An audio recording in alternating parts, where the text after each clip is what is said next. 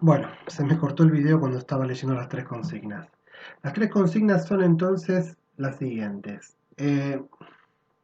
Defina las nociones de lenguaje, lengua y habla, que son los tres conceptos fundamentales del curso de lingüística general. Luego responda por qué el lenguaje no puede ser para Saussure el objeto de estudio de la ciencia del lenguaje, es decir, de la lingüística, y consecuentemente entonces cuál debería ser ese objeto de estudio, y finalmente responda qué es la semiología para Saussure. ¿De acuerdo? Ah, les dije que vamos a que por razones de tiempo no podemos reponer lo que repondríamos en una clase presencial. Y lo que repondríamos en una clase presencial es el contexto histórico del curso de lingüística general. Simplemente les voy a señalar eh, algunas cositas, porque pareciera, estamos leyendo un capítulo de un libro que comienza preguntándose cuál es el objeto de la lingüística, cuál es el objeto de la lingüística, y como vamos a ver en un segundo, la respuesta parece ser fundante, en el sentido de que la respuesta que Saussure da pareciera que funda la lingüística o que comienza, inaugura la ciencia lingüística de manera original. Y esto no es del todo correcto. Suele pasar en la historia de las ciencias que ciertos textos que se consideran que rompen con un cierto paradigma disciplinar se presentan al público como nuevos o como novedosos o como fundantes. Lo cierto es que la ciencia lingüística tiene una larga tradición eh, de más de 2000 años, ¿de acuerdo? Básicamente tenemos testimonios, digamos, a través de los filósofos antiguos, como Platón y Aristóteles, de que la reflexión lingüística y la reflexión gramatical en especial tiene más de 2000 años de historia. ¿Mm? Es cierto que durante muchos siglos la lingüística estuvo ligada a cuestiones normativas, es decir, se consideraba la lingüística, no la lingüística, porque la palabra lingüística no existía, pero digamos los estudios gramaticales como estudios normativos. ¿Qué significa estudios normativos? Significa básicamente entender la disciplina como una serie de proposiciones que rigen o regimentan el modo en que deberíamos hablar bien una determinada lengua. Entonces, por ejemplo, piensen para el español algo así como una regla del tipo debe decirse Juan dijo que venía y no debe decirse Juan dijo de qué venía. Entonces, una gramática que sanciona, por ejemplo, el dequeísmo, que es ese uso de la preposición de antes de ciertas oraciones subordinadas, es una gramática prescriptiva. Normalmente las gramáticas académicas, por ejemplo la Real Academia Española y otras, la Argentina, eh, tienen un fundamento normativo. ¿De acuerdo? Esa es una cuestión muy importante. Durante muchísimos siglos, como dije, la disciplina lingüística fue normativa. Ahora, hay un quiebre muy importante en el fines del siglo XVIII y principios del siglo XIX que tiene que ver con la aparición o el descubrimiento, digamos, de la lengua sánscrita, una antigua lengua hindú, una lengua muerta, y sus conexiones con el latín y el griego antiguos. Esas conexiones entre el sánscrito, el griego y el latín mostraron que era muy posible que las tres lenguas derivaran todas de una lengua anterior, de la cual no se conserva ningún registro. ¿Está bien? Ese descubrimiento, ¿sí? Llevó a los lingüistas y a otros investigadores de disciplinas relacionadas a preguntarse por la forma, ¿sí? Y el origen de tal lengua original. Y llevando mucho más allá la pregunta, Indagaron también sobre la posibilidad de que todas las lenguas tuvieran un único origen en alguna lengua antigua, desaparecida y sin registros. Esto provocó un cambio fundamental en la ciencia del lenguaje porque llevó a la lingüística a abandonar toda pretensión normativa y a dedicarse a comparar lenguas muertas y no muertas. Las lenguas muertas son las que ya no tienen hablantes, como el latín y el griego antiguo. A comparar lenguas para buscar leyes de evolución. No es casual que esto suceda en el siglo XIX, que es el siglo de Darwin, ¿verdad? De hecho, el propio Darwin tenía mucho conocimiento de temas filológicos y lingüísticos.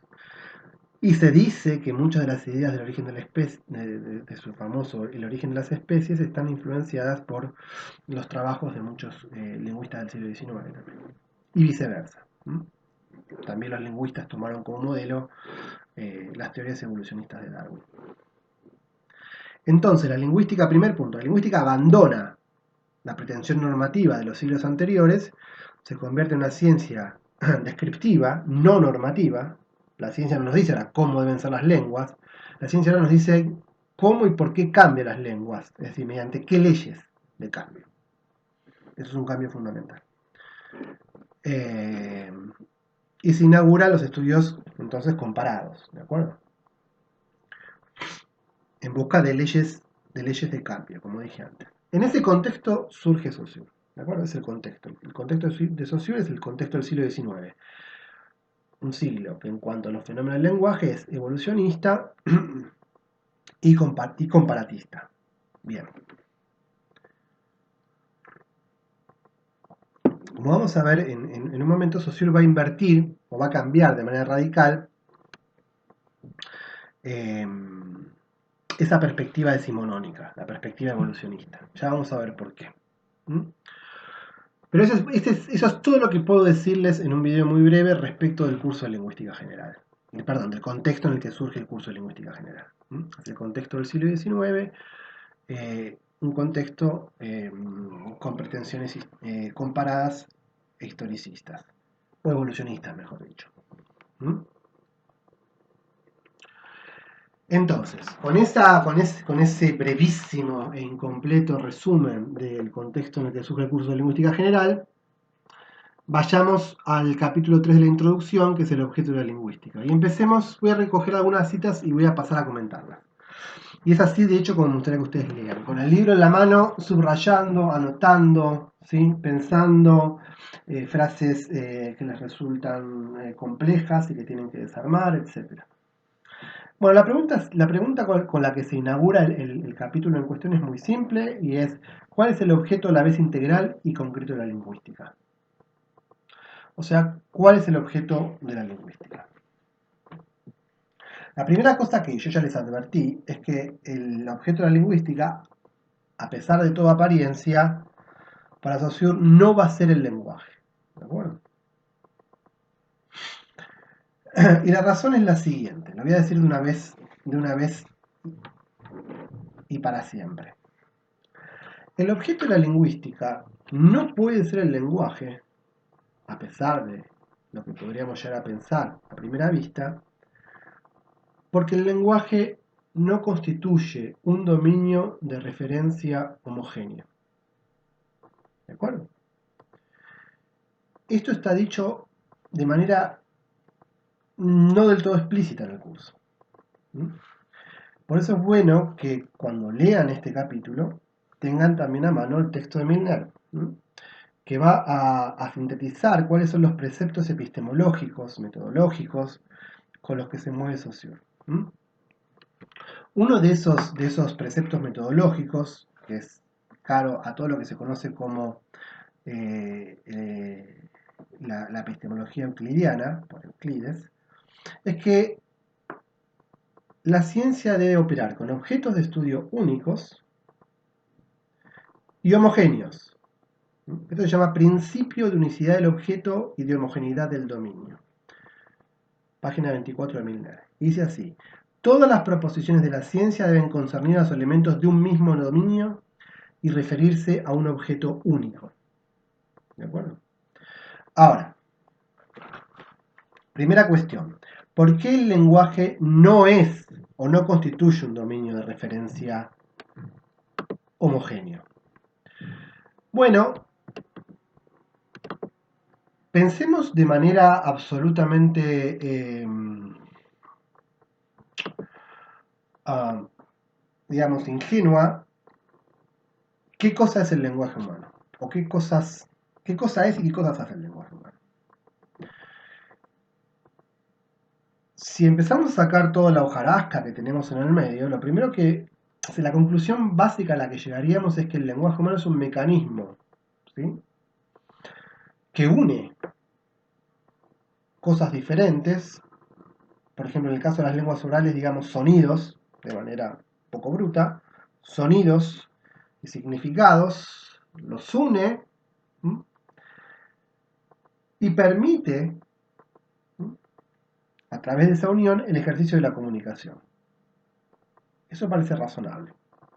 El problema es que si ese es el mecanismo lingüístico básico, ¿m?, unir cosas diferentes, sonidos y significados, el resultado es que el dominio de referencia de digamos, de un elemento del lenguaje, no resulta de un dominio homogéneo. ¿Por qué? Sencillo. El sonido es una cosa compleja, ¿verdad? El sonido tiene un aspecto que es puramente físico. Ahora yo mientras hablo, ¿sí?, pongo en marcha el aparato fonador, que constituye parte de mi fisiología, expulso aire, muevo los órganos articuladores de la boca, del interior y del exterior de la boca, y produzco sonido.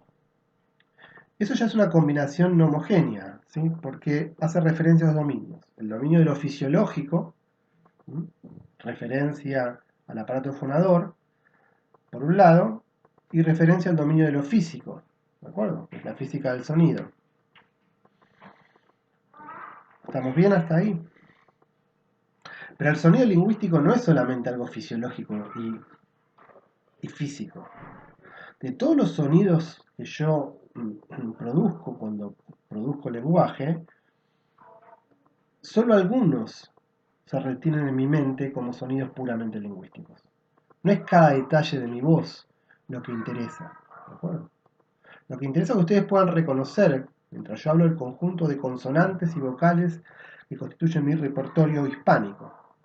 La B, la P, la T, la D, la G, etcétera, etcétera. La A, la E. Sin importar un montón de distinciones que yo hago cuando hablo.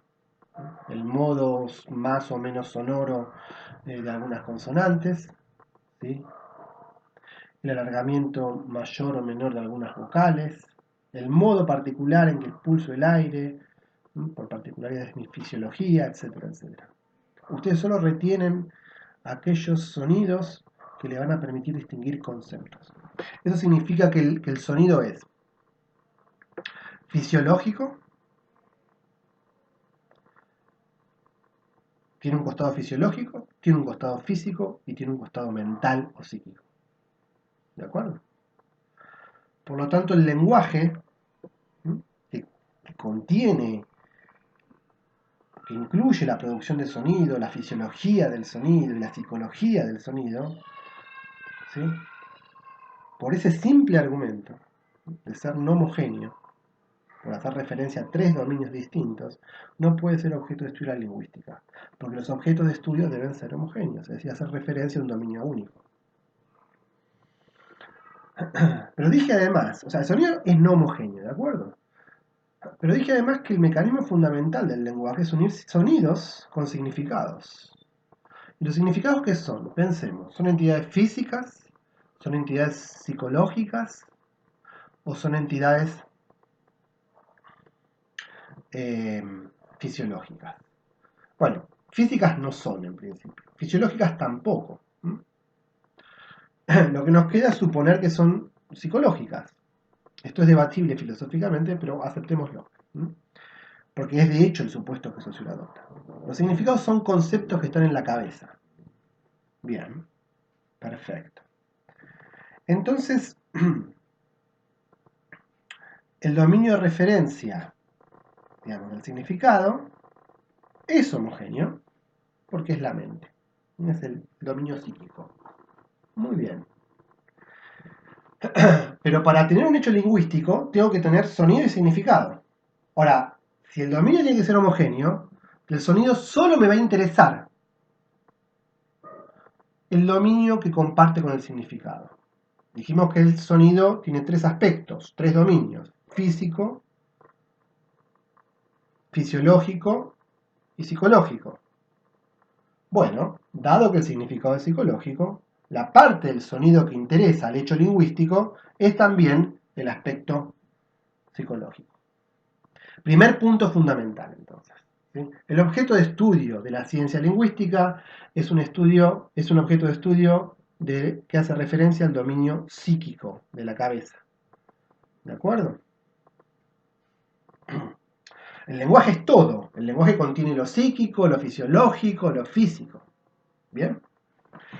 Entonces tenemos un primer punto. Ya sabemos, ¿sí?, que la lingüística va a ser una rama de la psicología. Hasta ahí vamos bien. Espero.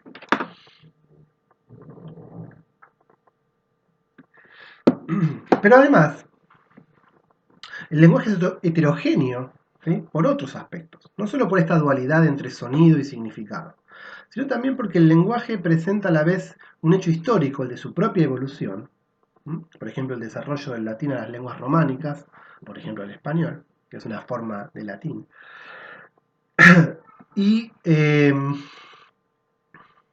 un aspecto puramente, vamos a llamar, atemporal, no evolutivo. Cuando nosotros nos comunicamos, cuando nosotros hablamos español, no estamos interesados en los hechos históricos que constituyen el español, ni cómo deriva del latín, ni por qué deriva del latín. Nada de eso interesa a los fines de la comunicación. Todo lo que interesa a los fines de la comunicación es que ustedes y yo sigamos el mismo conjunto de reglas constituidas e institucionalizadas que permiten el ejercicio de la comunicación entre ustedes y yo. ¿De acuerdo? Entonces, por un lado, el lenguaje es un hecho evolutivo y por el otro lado es un hecho institucional.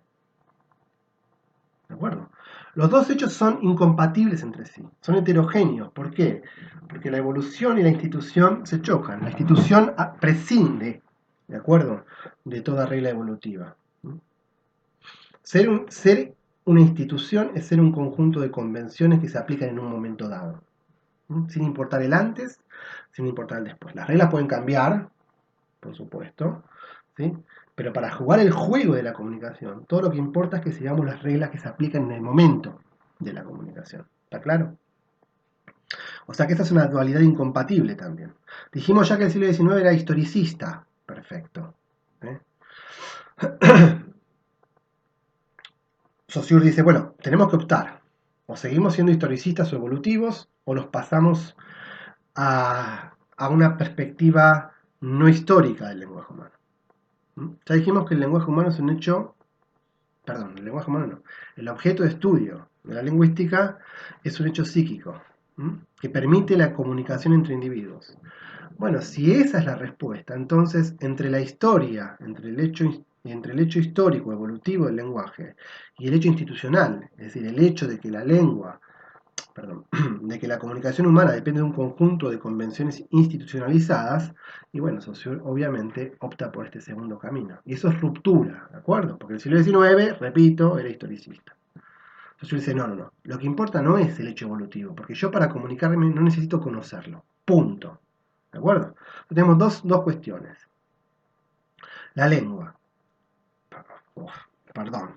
Lengua es lo que quiero definir. ¿De acuerdo? El objeto de estudio del lenguaje es psíquico, psicológico, y además es un hecho instituido. Es un tipo de institución social, un tipo de institución humana.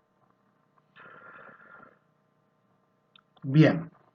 Hay un último aspecto, digamos, que hace el lenguaje un hecho descartable a los fines de la ciencia lingüística, que es que al mismo tiempo el lenguaje es algo individual y algo social. Es decir, es una propiedad del humano, es decir, por razones biológicas hablamos una lengua, perfecto.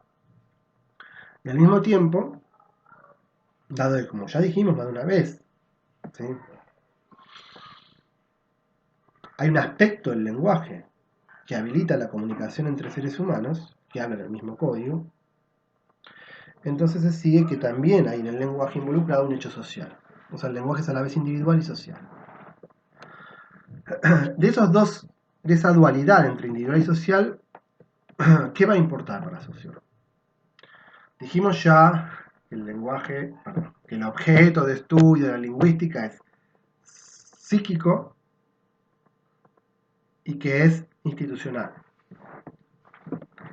¿Sí? Bueno, si lo que interesa es lo psíquico e institucional y cómo eso permite la comunicación entre individuos, es obvio que el sociólogo está interesado en el aspecto social del lenguaje, no en el aspecto biológico o individual. ¿De acuerdo? Entonces tenemos tres propiedades fundamentales. ¿Mm? De todo el conjunto heterogéneo de cosas que constituye el lenguaje humano, ¿sí? Importa abstraer el aspecto psíquico, institucional y social. A ese conjunto de propiedades que constituyen el objeto de estudio de la lingüística, Saussure lo va a llamar lengua. ¿De acuerdo? Entonces, o cuál es, mejor dicho, el objeto de estudio de la lingüística? Es la lengua, no el lenguaje. ¿El lenguaje qué es? El lenguaje es más. El lenguaje contiene la lengua, pero también contiene todos esos aspectos derivados, ¿sí? O distintos simplemente, como el aspecto fisiológico, el aspecto físico, el aspecto individual, ¿sí? Todo lo que no es estrictamente lingüístico, en el sentido esencial del lingüístico, en el sentido de ser parte del objeto de estudio que estudia la lingüística. A todo ese resto contenido en el lenguaje, Saussure lo va a llamar habla. Entonces tenemos los tres conceptos de la primera consigna: lenguaje, lengua y habla. ¿Sí? El lenguaje es todo lo que acabo de describir. El dominio psíquico, fisiológico, psíquico, el aspecto social del lenguaje, el aspecto individual, hay un aspecto institucional, hay un aspecto histórico o evolutivo, etcétera, etcétera. Todo eso es el lenguaje. ¿Sí? ¿Qué es la lengua? La parte social, la parte psíquica, ¿de acuerdo? Y la parte institucional. ¿De acuerdo? El resto, ¿sí? El resto, lo que sobra, va a recibir el nombre de habla.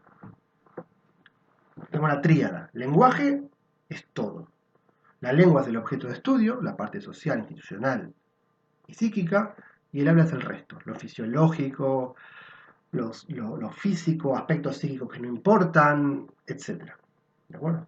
Respondimos entonces la primera consigna, que es lenguaje, que es lengua y que es habla. Respondimos también parte de la segunda consigna.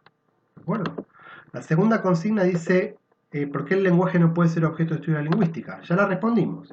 La respuesta es, no puede ser el lenguaje el objeto de estudio de la lingüística porque no constituye un dominio de referencia homogéneo, porque es a la vez psíquico, es a la vez fisiológico y es, no me acuerdo qué dije, psíquico, fisiológico y físico, tres dominios de referencia. ¿De acuerdo? ¿Cuál es entonces el objeto de estudio? La lengua. Perfecto. Y por todo lo que dijimos, la lengua se puede definir ahora de una manera muy simple. Dice Saussure, en la página número 2. Acabo de resumir página 1 y página 2. ¿Está bien? Dice así Saussure, dice, ¿pero qué es la lengua? Para nosotros, la lengua no se confunde con el lenguaje, ya lo expliqué. La lengua no es más que una determinada parte del lenguaje, aunque esencial. Ya lo expliqué.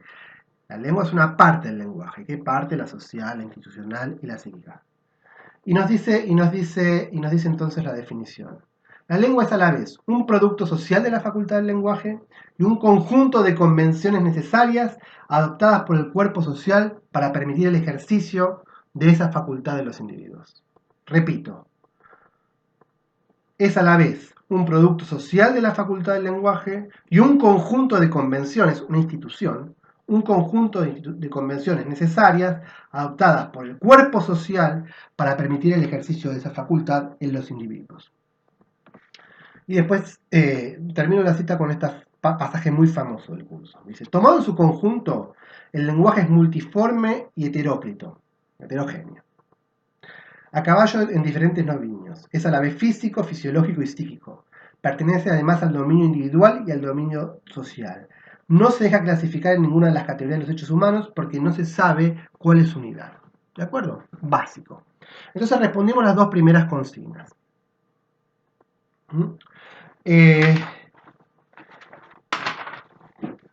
Nos queda la tercera consigna, que es básicamente qué es la semiología. Con esto que acabo de explicar, ¿sí?, de las dos primeras consignas, doy por cerrado la sección 1 del capítulo 3 de la introducción. La sección 2 se llama Lugar de la lengua en los hechos del lenguaje. No voy a recortar ninguna cita de aquí, porque no es una sección demasiado interesante. Es famosa porque tiene las dos cabecitas del esquema de la comunicación. Ya la van a ver, ¿sí?, estas dos cabecitas, ¿sí? Pero tiene un punto que es un poco flojo desde el punto de vista, por lo menos pensado desde la actualidad y respecto de cómo funciona la comunicación humana, y tiene algunas inconsistencias también. Yo se lo resumo muy sencillamente, este segundo parágrafo del capítulo 13. Saussure dice, la lengua, a pesar de ser un recorte del investigador, ¿sí?, a pesar de ser un recorte del investigador, porque es el investigador el que decide crear este objeto que llama lengua, como abstrayendo las propiedades esenciales del lenguaje. A pesar de eso, Saussure nos quiere hacer ver que es un objeto que existe y que tiene un lugar en el cerebro humano. La lengua está en la cabeza. ¿En qué parte? En una cierta parte del cerebro que tiene que ver con la recepción pasiva del hecho lingüístico. ¿De acuerdo? O sea, está en la cabeza. No es algo que no existe, algo que inventó el lingüista. Ese es el punto de la sección. No es algo sobre lo que yo quisiera focalizar en especial. ¿De acuerdo?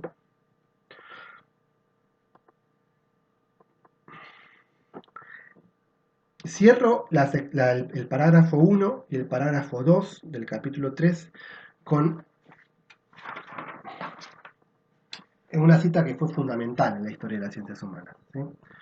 Después de hacernos ver toda esta dificultad que existe para definir un objeto de estudio más o menos homogéneo en términos lingüísticos, Saussure nos dice lo siguiente. Cuando se trata de lingüística, o sea, de hechos lingüísticos, Saussure nos dice, lejos de preceder el objeto al punto de vista, se diría que es el punto de vista el que crea el objeto. ¿De acuerdo? En los hechos lingüísticos es el investigador el que debe seleccionar de un conjunto heterogéneo de hechos relacionados con el lenguaje aquellos que son esenciales. El punto, vamos a decirlo de una vez para siempre, el punto de vista de Saussure es el punto de vista de la lengua, es decir, los aspectos sociales, psíquicos e institucionales del lenguaje humano. Podríamos haber adoptado otro punto de vista, por supuesto, pero estos son los que él cree que son fundamentales, porque son los que permiten clasificar todo el resto de los hechos del lenguaje. Ya vamos a ver hacia el final del curso que hay otras posturas, ¿de acuerdo? ¿Sí? Pero este es el punto de vista de Saussure. Que sea un punto de vista, como dije en relación con el parágrafo 2, no quiere decir que sea una mera abstracción. Ese objeto de estudio, ese conjunto de hechos que constituyen la lengua, ¿sí?, existen y tienen su asiento en el cerebro humano. ¿De acuerdo? Muy bien. Y vamos ahora sí entonces a la última unidad, a la última sección del capítulo, dije una paginita, que se llama Lugar de la lengua en los hechos humanos, la semiología. Consigna 3 de las actividades. Bien.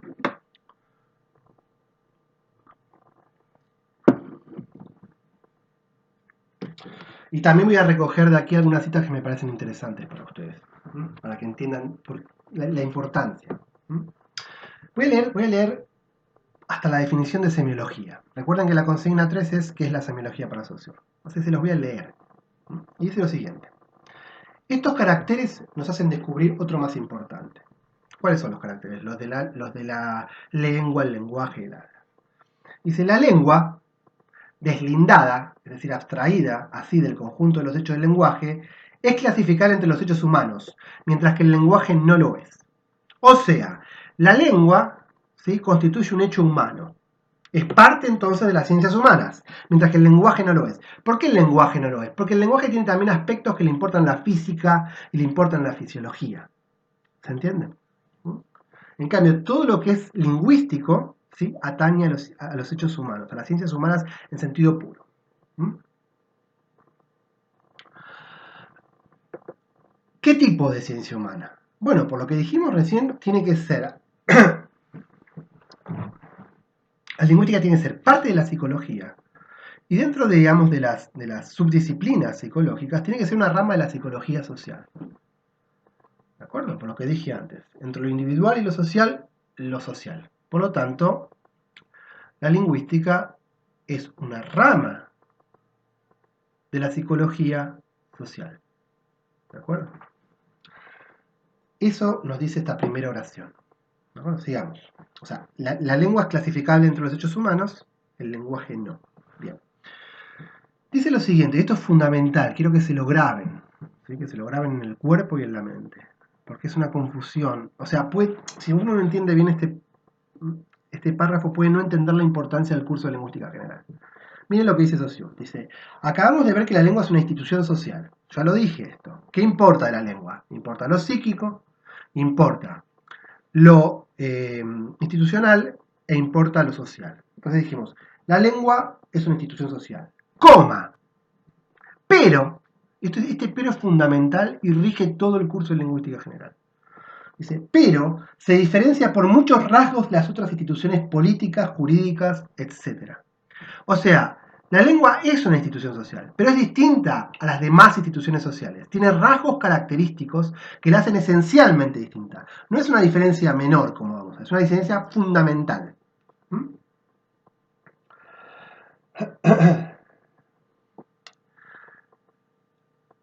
Y la diferencia es esta. El conjunto de reglas o convenciones, digamos, no reglas, el conjunto de convenciones que constituyen el hecho lingüístico y que hacen del hecho lingüístico un hecho social diferente a otros hechos institucionales, como los jurídicos o los políticos, es que las convenciones que regimentan, ¿de acuerdo?, el hecho lingüístico son arbitrarias. Las lenguas son, esto anótenlo y después lo vamos a cambiar, pero por ahora anótenlo así, las lenguas son sistemas de signos. Los signos, que son convenciones arbitrarias de pedacitos de sonido con pedacitos de significado. Por ejemplo, mesa es un pedacito de sonido que se une o está unido de manera inherente al significado de la palabra mesa. ¿De acuerdo? Ahora, esa unión, el hecho de que a determinado pedacito de sonido le corresponda determinado pedacito de significado, es totalmente arbitrario. Podría haber sido de cualquier otra manera. No hay ningún fundamento, ni lógico, ni natural, ¿sí?, que explique esa convención. Ni siquiera somos conscientes de que eso es una convención. Es como si hubiéramos nacido de esa manera. Somos absolutamente inconscientes respecto de nuestra convención. Y este no es el caso con las instituciones sociales normales, por decirlo de algún modo. Las reglas jurídicas, ¿eh?, las que regimentan nuestra vida diaria, por ejemplo, las que tienen, por ejemplo, pensemos de hecho en el ejemplo actual de la cuarentena, ¿no? Hay una especie de decreto que dice que nos tenemos que quedar en casa porque bla, bla, bla. Ese decreto está fundado, sabemos de dónde viene y tiene una argumentación que lo justifica. Bien o mal, no importa eso. No se trata acá de una cuestión de estar de acuerdo o en desacuerdo. La medida puede ser más, menos coercitiva, no importa. Pero sabemos su origen, sabemos su motivación y podemos discutirla. Y eso hace al hecho institucional un hecho de debate público. ¿De acuerdo? A este hecho. Por ejemplo, hay gente que está de acuerdo con la cuarentena y hay gente que no. Ahora, no hay, esto me van a decir que no, pero esperen. Para Saussure no es lo mismo el hecho lingüístico, porque normalmente nadie cuestiona las convenciones lingüísticas. Vamos a ver más adelante que hay una excepción muy actual, que es el llamado lenguaje inclusivo. Lo vamos a discutir dentro de muy breve. El lenguaje inclusivo, para los que no sepan, es esta propuesta, ¿sí?, de regimentar algunos usos de palabras que tienen o expresan género para hacerlas más inclusivas. Vamos a discutir sobre eso, no ahora. En clase tendría más tiempo para hacerlo, aquí no. ¿De acuerdo? Entonces, repito, cité dos párrafos. Primero, la lengua es un hecho humano, el lenguaje no lo es. La lengua es una institución social, pero es distinta a las demás. ¿Por qué? Porque la convención que la funda es arbitraria, no sujeta a debate público. ¿De acuerdo? Y entonces dice, pero ¿qué tipo de ciencia social sería la ciencia que estudie no solo los sistemas lingüísticos, sino cualquier sistema que tenga este tipo de características, es decir, que sea un sistema de signos? Y dice Saussure la famosa frase que define para él la semiología y es: se puede pues concebir una ciencia que estudie la vida de los signos en el seno de la vida social. Se puede pues concebir una ciencia que estudie la vida de los signos en el seno de la vida social. Y eso es para Saussure la semiología, ¿sí? El estudio de los sistemas de signos, ¿sí?, que regimentan ciertos aspectos de nuestra vida práctica. Sobre la importancia de esta distinción voy a volver en el próximo encuentro, ¿de acuerdo? Ahora me he pasado un poco de la media hora que me había propuesto, así que los dejo acá. Hemos respondido en suma, ¿sí?, las tres consignas de la actividad, de lectura. ¿Sí? Respondimos qué es lenguaje, qué es lengua que se habla, por qué el lenguaje no puede ser objeto de estudio lingüística, por qué debe serlo la lengua, y finalmente discutimos qué es la semiología para Saussure.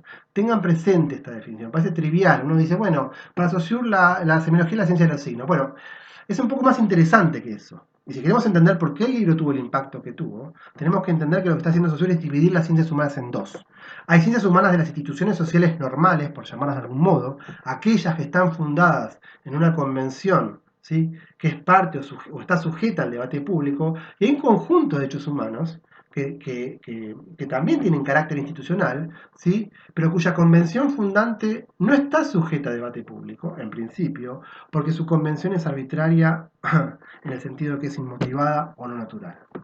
Bueno, y con esto los dejo, espero pensando un rato en el primer capítulo que tenían que leer para esta semana, ¿sí? Espero que si no lo leyeron lo vuelvan a leer con todas estas cosas que discutimos en mente. Bueno, espero que estén saludables, nos vemos en el próximo video.